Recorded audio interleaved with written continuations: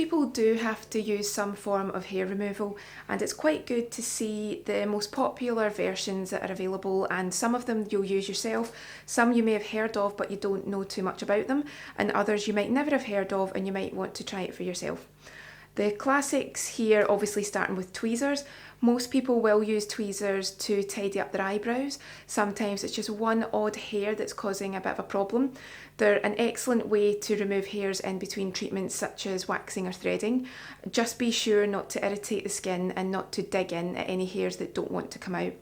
We have done a special tutorial on tweezers, so if you want to have a look at that, you'll see all the different versions, what they're good for and when's best to use them. Also here we've got some thread.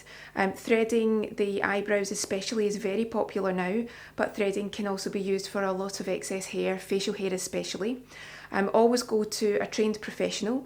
Make sure that no one uses just normal thread on you, because the thread that they use is specially treated.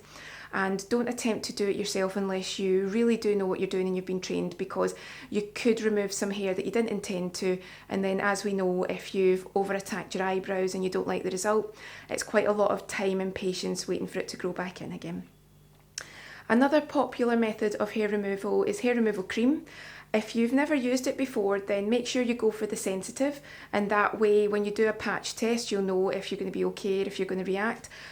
It's normally okay for everyone, but by using the sensitive you do make sure that you're using the gentlest version if you can. But it is essentially a cream that breaks down the keratin bonds in the hair. You leave it on for normally about 6 to 10 minutes maximum, but check each manufacturer's instructions, and then you either shower away or scrape away the hairs in a bath or a shower. Next we're moving on to razors. We don't have a blade razor here, but that's a very popular hair removal method, and you'll normally use that with a shaving cream or a lotion. But here we've got an electric razor.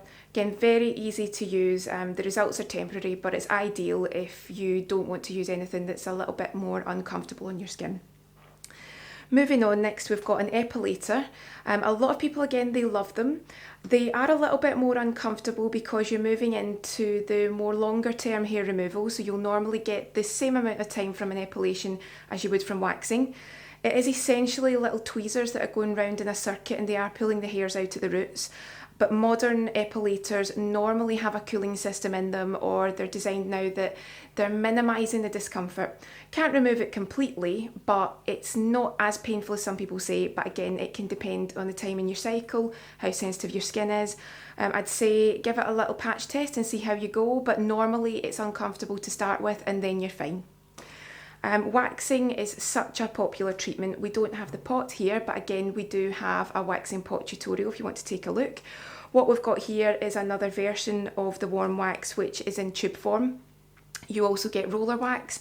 These are all quite effective in the sense that they work in the same way as warm wax. So they'll heat up the wax to approximately 40-43 degrees. But what you'll have is an individual applicator head for each client. So it's ensuring that it's completely hygienic. So as well as we wouldn't dip a spatula in twice to the wax pot, with these we're using applicator heads only on each client, and then we're removing them and making sure that they're not used on a second client. Here you can see the applicator heads vary in size. They tend to come packaged completely on their own, so you make sure that you open it in front of the client so they see they're getting a fresh one. And you get different sizes, you get them for the legs, you get for facial waxing, for bikini. Very handy, very easy to use, and as you know, warm waxing might be a little bit uncomfortable depending on how you find it, but your effects are normally there for about 4 to 6 weeks before you need to do it again.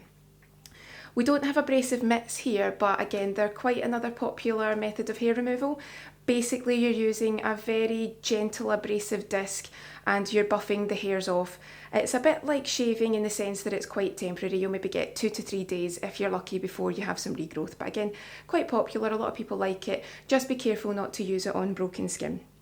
And then finally, we're moving on to hot wax. So it's very similar to the warm wax. You use it in a similar way, slightly different in the sense that we don't apply it in the same directions or remove it that way.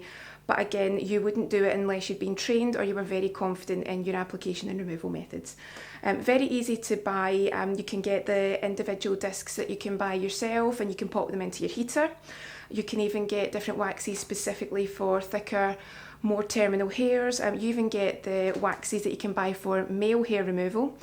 The difference here is it's warmed up slightly warmer to about 48-50 degrees, but the same results as warm waxing, you're going to get about 4 to 6 weeks.